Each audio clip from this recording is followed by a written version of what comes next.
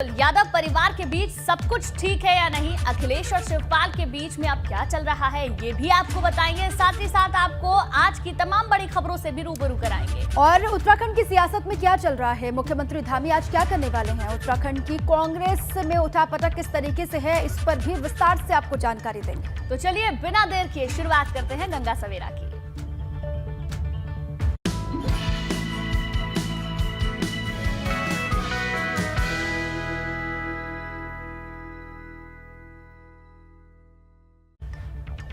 अब चलिए आगे बढ़ते हैं और सबसे पहले बात करते हैं एमएलसी चुनाव की। यूपी में एमएलसी चुनाव के मतदान का काउंटडाउन शुरू हो गया है। आज पोलिंग पार्टियां मतदान केंद्रों के लिए रवाना होंगी और कल यानी कि 9 अप्रैल को सुबह 8 बजे से शाम 4 बजे तक वोटिंग चलेगी। दरअसल यूपी में 36 सीटों पर एमएलसी चुनाव हो रहा है, जिसमें 27 सीटों पर महामुकाबला है, जबकि 9 सीटों पर भाजपा की निर्विरोध जीत तय हो चुकी है। तो 12 अप्रैल को होगा उम्मीदवारों की किस्मत का फैसला। एमएलसी चुनाव के लिए काउंटडाउन शुरू हो चुका है। उत्तर प्रदेश में एमएलसी चुनाव होने हैं, जिसके लिए आज बूथों पर पोलिंग पार्टियां रवाना हो जाएंगी। सीएम योगी और पूर्व सीएम अखिलेश यादव समेत सभी विधायक परिषद सदस्य चुनने के लिए मतदान करेंगे और 12 अप्रैल को नतीजे सबके सामने होंगे। अब 9 तारीख को वोटिंग होनी है, यानी कि कल वोटिंग होगी, उसके बाद 12 तारीख सबके सामने जब काउंटिंग होगी तो रिजल्ट भी सामने आ जाएगा। तो एमएलसी चुनाव के लिए आज पोलिंग पार्टियां रवाना होंगी। प्रशासन की तरफ से कल होने वाले मतदान के लिए तैयारियां पूरी कर ली गई हैं। अब कल 36 सीटों में से बची हुई 27 सीटों पर वोटिंग होगी और कल मतदान के बाद 12 अप्रैल को चुनाव के नतीजे सामने होंगे और हम आपको तैयारियों की 8 तस्वीरें दिखा रहे हैं, आपके स्क्रीन पर है। आपको ये भी हम बता दें कि 36 में से 9 सीटों पर पहले ही भारतीय जनता पार्टी के उम्मीदवार निर्विरोध निर्वाचित हो चुके हैं। कल चुनाव और उससे पहले क्या तैयारी है, कहां पर, ये 8 तस्वीरें आपके टेलीविजन स्क्रीन पर है। पीलीभीत, आगरा, गाजीपुर, बरेली, झांसी, बाराबंकी और उसके अलावा 2 और जगहों की भी तस्वीर आपको हम दिखा रहे हैं। यहाँ पर देखिए प्रशासन ने किस तरीके से तैयारी की है और पोलिंग पार्टियां किस तरीके से आज रवाना हो जाएंगी, इस पर भी विस्तार से दिन भर जानकारी आपको देते रहेंगे। और माना यह जा रहा है कि भाजपा विधानसभा के अलावा विधान परिषद चुनाव में भी रिकॉर्ड बना सकती है, क्योंकि यूपी विधान परिषद की 100 में से 33 सीटों पर अभी भाजपा का ही कब्जा है, जबकि 36 सीटों पर चुनाव हो रहा है, जिसमें से 9 पर भाजपा की निर्विरोध जीत तय मानी जा रही है। अगर बात करें मौजूदा गणित की, तो अभी भाजपा के 33, सपा के 17, बसपा के 4 सदस्य हैं। वहीं कांग्रेस, अपना दल एस और निषाद पार्टी का एक एमएलसी है। इसके अलावा शिक्षक दल के 2, निर्दलीय समूह के 1 और 1 निर्दलीय एमएलसी है, यानी कि 61 विधायक मौजूद हैं और 39 सीटें खाली हैं। अब इन 39 सीटों में से 36 पर चुनाव होने वाले हैं। 3 सीटें खाली रह जाएंगी, पहली योगी आदित्यनाथ की, दूसरी ठाकुर जयवीर सिंह की और तीसरी अहमद हसन की, जिसमें योगी आदित्यनाथ और जयवीर सिंह विधानसभा के लिए चुने गए हैं और अहमद हसन का इंतकाल हो गया था। अब कुछ महीने बाद कई सीटों पर चुनाव होंगे, तब इन तीनों पर भी चुनाव हो सकेगा। बहरहाल जो तमाम तैयारियां हैं वो पूरी हो चुकी हैं और पूरा विधान परिषद का जो मौजूदा गणित है वो हमने आपको समझाया।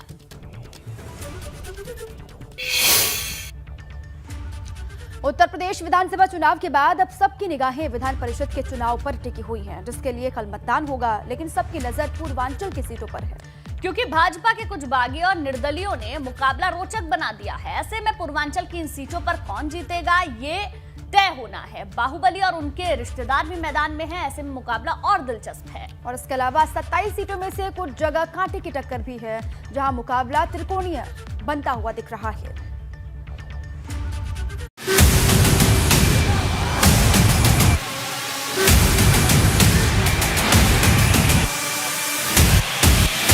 लोकतंत्र की सीरियल किलर है। एमएलसी चुनाव की जंग यूपी में भगवा या लाल रंग।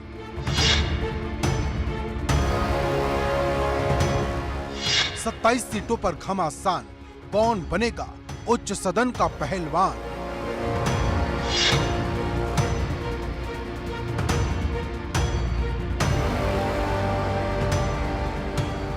पूरे प्रदेश की निगाहें इस वक्त उच्च सदन की लड़ाई पर टिकी हुई हैं, क्योंकि 27 सीटों के लिए पिछले एक पखवाड़े से चला आ रहा धुआंधार प्रचार अब थम गया है।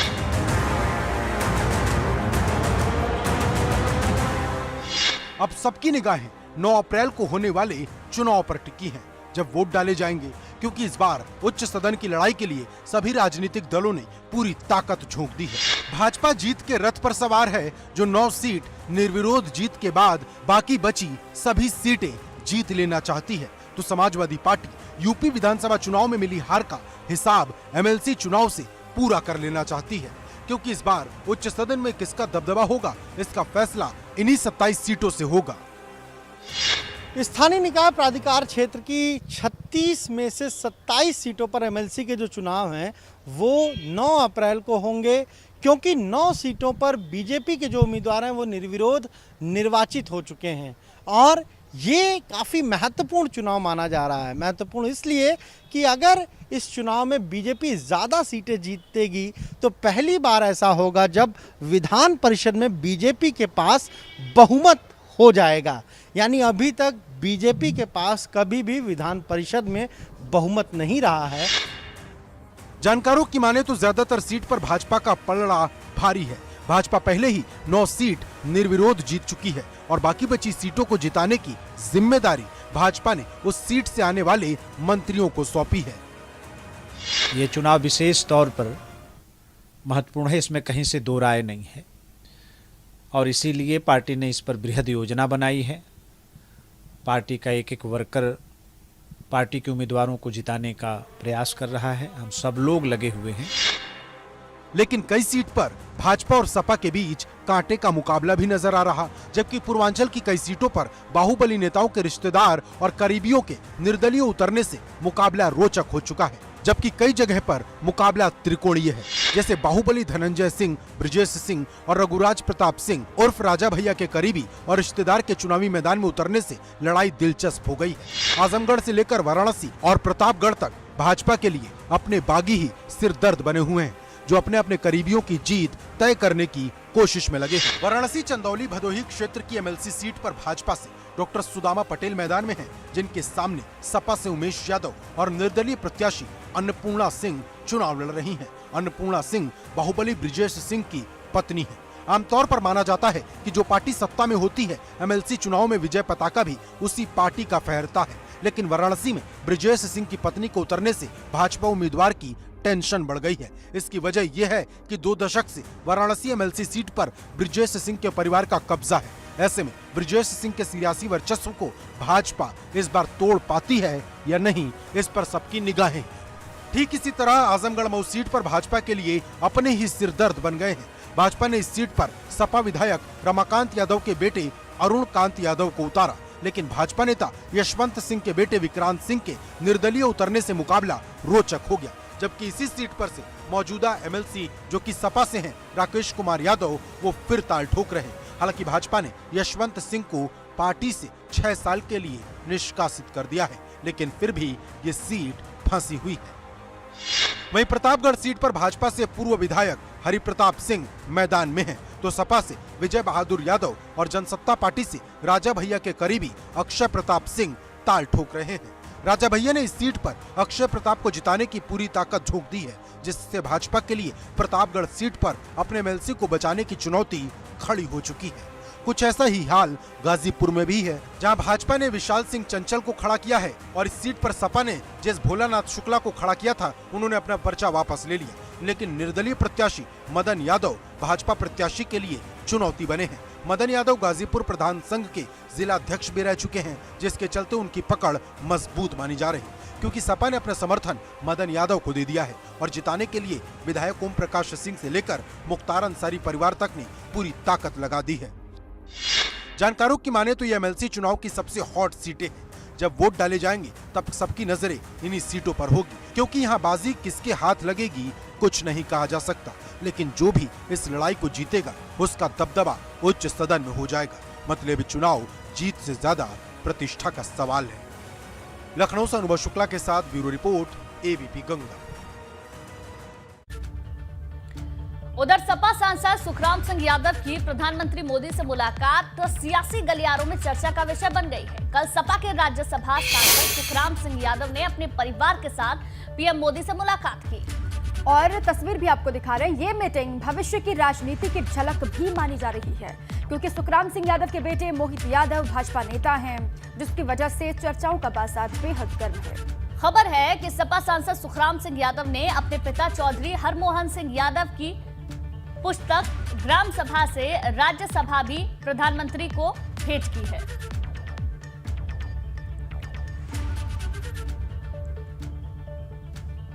वहीं गोरखपुर में गोरखनाथ मंदिर पर हमला करने वाले अहमद मुर्तजा अब्बासी का हर राज खुलता जा रहा है। उसके मंसूबों के सामने आने के बाद जांच एजेंसियों ने जांच पड़ताल भी तेज कर दी है।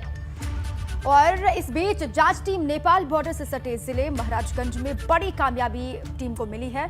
जैसे जैसे मुर्तजा से पूछताछ आगे बढ़ती जा रही है, वैसे वैसे आतंकी कनेक्शन को लेकर पर्दा उठता जा रहा है। खबर है कि मुर्तजा ने खुद कबूल कर लिया है कि वो हमले से मैसेज देना चाहता था। खुलासा हुआ है कि मुर्तजा ने सहारनपुर से हिरासत में लिए गए अब्दुल रहमान से बातचीत में कहा था भारत को इस्लामिक देश बनाना है। और इतना ही नहीं, ये भी खुलासा हुआ है कि मुर्तजा ने नेपाल के रास्ते विदेश भागने की भी तैयारी की थी।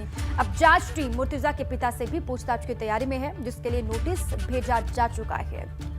दो तस्वीर भी आपको हम दिखा रहे हैं, किस तरीके से पूछताछ की पूरी प्रक्रिया आगे बढ़ रही है वो भी आप समझिए। और मुर्तजा के पिता मुनीर से भी जल्द ही होगी पूछताछ। दरअसल महाराजगंज पुलिस ने नौतनवा थाना क्षेत्र के एक गेस्ट हाउस पर छापा मारकर 2 संदिग्धों को हिरासत में लिया है, जिनमें से एक का नाम राहिल परवेज है, जबकि दूसरा शख्स उसका ड्राइवर है। ये दोनों ही संदिग्ध वाराणसी के रहने वाले हैं। पुलिस ने छापेमारी के दौरान दोनों के पास से देश की सबसे बड़ी खुफिया एजेंसी रॉ के फर्जी पहचान पत्र और कुछ नक्शे और कुछ दस्तावेज भी बरामद किए हैं। महाराजगंज में छापेमारी हुई और यहां से 2 संदिग्ध हिरासत में लिए गए हैं। दोनों से ही सघन पूछताछ होगी। नौतनवा में नर्मदा गेस्ट हाउस में से 2 संदिग्ध व्यक्ति को पूछताछ के लिए हम लोगों ने हिरासत में लिया है। एक राहिल परवेज नाम का व्यक्ति है और एक उसका ड्राइवर है, निखिलेश नाम है उसका। और ये दोनों बनारस के रहने वाले हैं। राहिल परवेज के पास से एक रॉ का फर्जी आईडी कार्ड मिला है। बाकी हम लोग डिटेल में पूछताछ कर रहे हैं। हमारे LIU है, SIO की टीम है और हम लोगों के सर्विलांस और साइबर सेल के लोग हैं और इनसे विस्तृत पूछताछ की जा रही है। अभी विस्तृत पूछताछ चल रही है, कहाँ कहाँ गए हैं, किससे बात की है, सारे CDR वगैरह की स्टडी की जा रही है और जल्दी हम किसी नतीजे पर पहुँचेंगे। और इस पूरी खबर पर ज्यादा जानकारी के साथ लखनऊ से हमारे संवाददाता अनुभव शुक्ला हमारे साथ जुड़ गए हैं। उनसे इस खबर पर पूरा अपडेट जानते हैं। अनुभव, क्या जानकारी अभी तक निकलकर सामने आई है छापेमारी के दौरान? कौन संदिग्ध ये युवक है, कोई जानकारी लग पाई है? देखिए, ये 2 संदिग्ध हैं और ये इनका एक फुटेज आया था CCTV में। फुटेज में ये दिखे थे महाराजगंज के नौतनवा में। वहाँ पर एक दुकान पर हंसिया खरीद रहे थे और जब मुर्तजा से जैसे जैसे पूछताछ आगे बढ़ी तब इनके बारे में भी पता चला। और अभी इनके पास से जो आई कार्ड मिला वो फर्जी है, वो रॉ का आई कार्ड है। तो ये देखिए काफ़ी महत्वपूर्ण हो जाता है। अगर रॉ जैसी एजेंसी का कोई फर्जी आई कार्ड लेकर घूम रहा है तो उसके मंसूबे फिर ठीक नहीं होंगे और इसी मंसूबे को जानने की अब कोशिश की जा रही है। लेकिन मुर्तजा जो पकड़ा गया, जिसने हमला किया, वो साफ तौर पर ATS से पूछताछ में उसने इस बात का खुलासा किया है कि कहीं ना कहीं वो उसने जानबूझकर हमला किया, एक प्लान बनाया और सारी चीज़ें पहले से प्लानिंग की कि क्या करना है, हमला करके कैसे नेपाल जाना है, किस तरीके से वहाँ पर रहना है और फिर वहाँ से कैसे अन्य देश में चले जाना है। ये सारी चीज़ें उसने पहले प्लान की। उसने साफ तौर पर ये कहा पूछताछ में कि एक मैसेज देना चाहता था। क्या मैसेज देना चाहता था? उसने जब बात की, जो उसका एक साथी था, उससे जब बात की तो यही कहा कि अगर इस तरह से हमला करेंगे तो पूरे देश में एक मैसेज जाएगा, ये खबर बनेगी और पूरे देश में ये संदेश जाएगा। साथ ही साथ CA NRC को लेकर भी उसने बात कही कि जिस तरीके से CA NRC हुआ उसके बाद से ही काफ़ी विचलित था और उसे लग रहा था कि ये ठीक नहीं हो रहा है। तो ये सारी चीज़ें उसने बातचीत में जो है वो कबूल की हैं। अगर हम कहें तो जो ATS लगातार पूछताछ कर रही लखनऊ में ही जो मुख्यालय पर, उसमें बहुत सारी चीज़ें सामने आ रही और केवल ये बात नहीं सामने आई बल्कि कौन कौन लोग और शामिल थे, कौन कौन लोग उसके साथ थे, क्योंकि उसने जो WhatsApp ग्रुप भी बना रखा था उसमें भी तमाम सारे लोग जुड़े हुए थे। ऐसे उसने ग्रुप भी बनाए थे, अलग अलग ग्रुप बनाए थे। उसका मकसद क्या था, क्या और लोग भी उसमें शामिल थे? ऐसा तो नहीं है कि ये हमला जो बार बार हम कह रहे हैं कि एक कहीं ना कहीं से एक रिहर्सल था कि आगे इस हमले के बाद हो सकता है कोई बड़ी योजना उन्होंने तैयार की हो। तो इन सारी चीज़ों पर अब बिल्कुल ठीक ATA है। जो पूछताछ कर रही है ठीक है अनुभव। और जिस तरीके से कड़ियां जुड़ रही हैं, जिस तरीके से तार से तार जुड़ रहे हैं, उससे जांच एजेंसियों को बहुत हद तक कामयाबी मिलेगी भी। और जिन लोगों को भी हिरासत में लिया जा रहा है उनसे भी लगातार पूछताछ होगी। उसके बाद वो क्या जानकारी देते हैं, ये भी अपने आप में बहुत अहम हो जाता है। बहुत शुक्रिया अनुभव आपका पूरी जानकारी के लिए। आप लगातार नजर बनाए रखिएगा।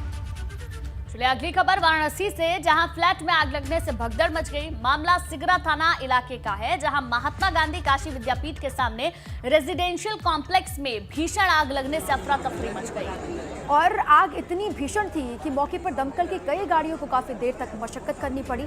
बताया ये जा रहा है कि घर में मंदिर के अंदर रखे दीपक की वजह से लगी आग तेजी से फैल गई, जिसके बाद लोगों का रेस्क्यू वहां से किया गया। हालांकि अब आग पर काबू पा लिया गया है, लेकिन इसमें फायर ब्रिगेड को काफी मुश्किलों का सामना करना पड़ा। अगर थोड़ी सी भी चूक हो जाती तो यहाँ पर बड़ा हादसा हो सकता था।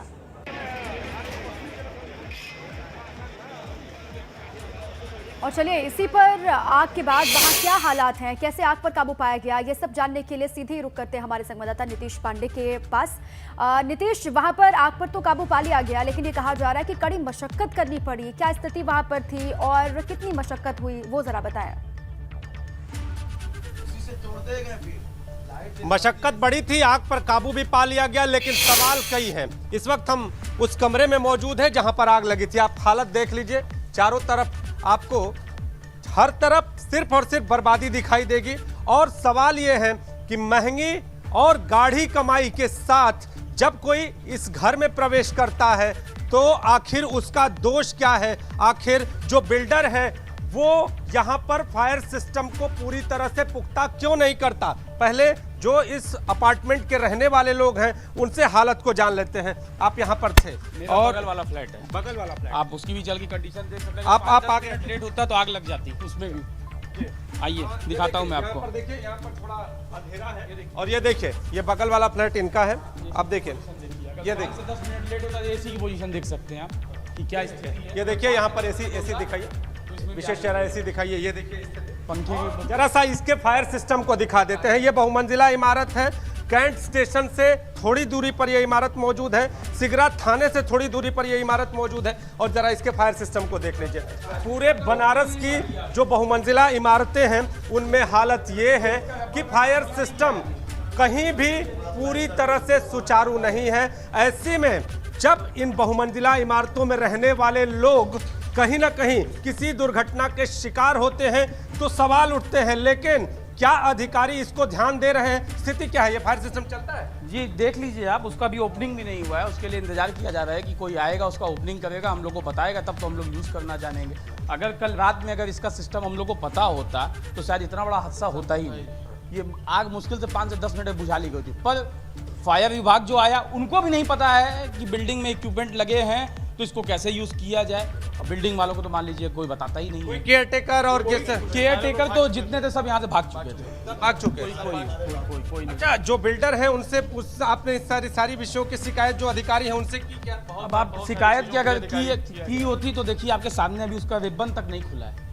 अगर शिकायत की होती तो रिबन तो खुल गया होता। पूरा हाथ डैमेज कर दिया। आप देखिए, ये मैंने पूरा हाथ, मुझे 12 स्टिच लगी है इसके ऊपर। मैंने इस ग्लास को तोड़ा कि ये निकल जाए और मैं पानी फेंक सकूं अपने मकान में, बट ये निकला ही नहीं, पानी चालू ही नहीं हुआ। मतलब पूरी तरह से डैमेज है, सिर्फ दिखावा है। एक बार और तस्वीरें दिखाइए विशेष।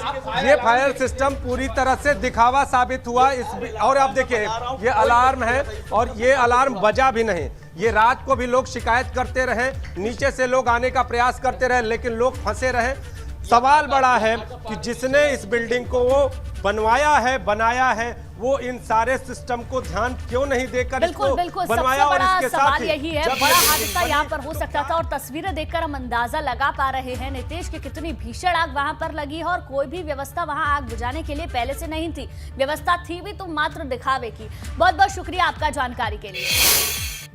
अब आगे बढ़ते हैं। आज छात्रों के लिए बहुत बड़ा दिन है। जी हाँ, आज 19 लाख से ज्यादा छात्रों का इंतजार खत्म होने वाला है, क्योंकि आज दोपहर उत्तर प्रदेश शिक्षक पात्रता टीईटी परीक्षा यानी कि यूपी टेट परीक्षा 2021 का रिजल्ट आने वाला है, जिसका अभ्यर्थियों को लंबे वक्त से बेसब्री से इंतजार था। वो घड़ी आज खत्म हो जाएगी। दरअसल 28 नवंबर 2021 को पेपर लीक होने के बाद रद्द हुई यूपी टैट की परीक्षा फिर से 23 जनवरी 2022 को कराई गई थी और विधानसभा चुनाव होने की वजह से अब तक रिजल्ट घोषित भी नहीं हो पाया था।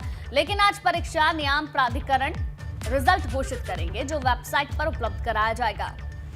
और आपको बता दें कि updeld.gov.in वेबसाइट पर जाकर आप अपना रिजल्ट देख सकते हैं। ये वेबसाइट है। अब इस इम्तिहान के लिए 21 लाख से ज़्यादा उम्मीदवारों ने अपना पंजीकरण कराया था और करीब 18 लाख से अधिक उम्मीदवारों ने परीक्षा दी थी। इसके बाद से ही उम्मीदवार परीक्षा परिणाम का इंतजार कर रहे हैं और आज दोपहर 2 बजे कहा जा रहा है कि रिजल्ट सभी छात्रों के सामने होगा।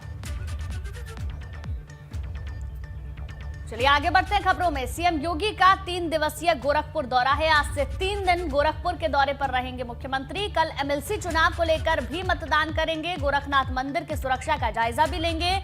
नवमी को गोरखपुर में ही पूजन भी योगी आदित्यनाथ करेंगे। 3 दिन के दौरे पर कई सारे कार्यक्रमों में योगी आदित्यनाथ हिस्सा लेने वाले हैं। और आपको ये भी हम बता दें कि आज नवरात्रि की सप्तमी पर सीएम योगी गोरखपुर पहुंचेंगे। नवमी को कन्या पूजन के बाद गोरखपुर से लखनऊ वो रवाना हो जाएंगे। इस दौरान मुख्यमंत्री न सिर्फ मंदिर की सुरक्षा का जायजा लेंगे बल्कि भारत सेवा संघ बेतिया हाता के कार्यक्रम में भी वो हिस्सा लेंगे।